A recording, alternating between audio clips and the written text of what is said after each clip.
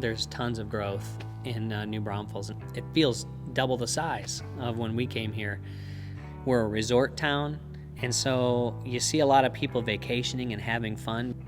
The interesting thing is, with all the people coming in, church attendance is not necessarily rising with it. Yet, when I drive down the road, I see the churches are doing the same things they've always done.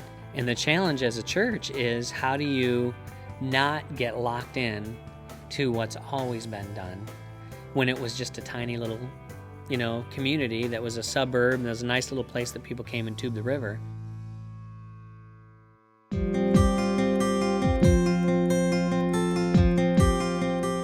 Well, our mission has always been to reach the unchurched. So it was never our goal. I mean, obviously it happens, but our goal was not to take people away from other churches, but to make a very warm, welcoming environment for anybody that walked in the door, that they would feel like when they got here, they were loved. And that was, I cannot tell you, in the early days, how many people would say, you just walked in here and the love just overwhelmed you. Dayspring really taught us how to be followers of Jesus. I think we started off as very baby Christians. Didn't really know how to serve, what to do to serve. But, through the teaching here and just the spirit here, the people, we've grown to love church. We've grown to love God. I just really felt that God had placed me, that this was a good place for me. And they, like I said, just helping the other people in the community and being able to see and help feed them was very humbling for me. I think it's a place where I feel like we're on the front edge of what God is doing through His church on a more global or more universal basis.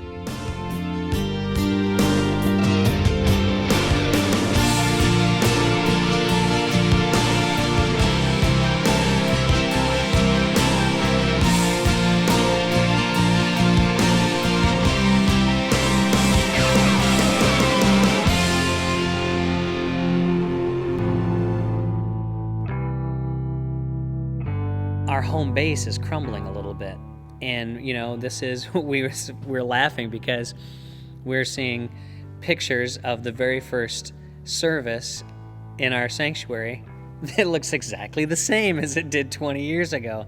And so that kind of tells you, maybe some cosmetic changes or something would be good. Our stage is crumbling under our feet. There's holes in it we've got to avoid when we're up there. And our bathrooms are in bad shape, the stained countertops, and that's not a very welcoming thing to come into, a smelly bathroom. We have 8 air conditioners, and in Texas, if you don't have air conditioning, God better be moving, because if He isn't here, no one's going to be. The air conditioners that are here are the same ones that we put in when the building was built. There's not been much of a playground. It's the fence is in bad need of repair, and we need to address that.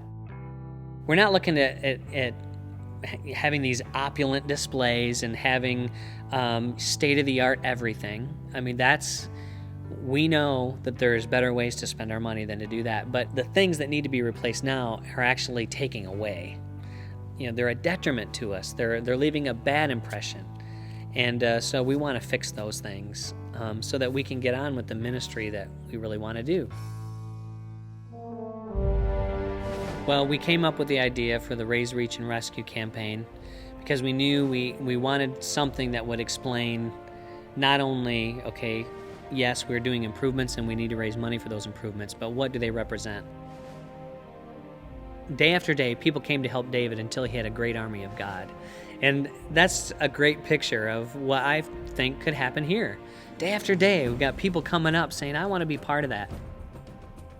Reach, of course, is we want to reach our community for Christ. God has used Dayspring. He's going to keep using it. And so we want to make this building, our sending ground. Church should not be just these 4 walls. What we've done is we're setting aside 10% of all the money we raise into a fund that is just going to go for the community. Some of it will help fund the silo, but the rest of it will be for projects that we just, hey, someone needs this, that, and we'll have a pool of money to be able to do this and just meet people's needs practically.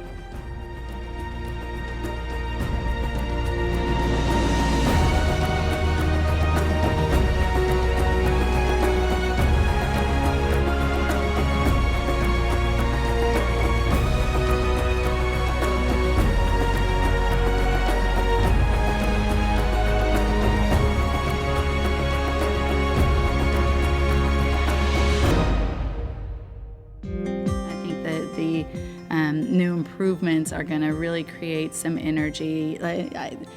The kids, I think, with the playground, they will come and want to be here. And adults, we're just bigger kids.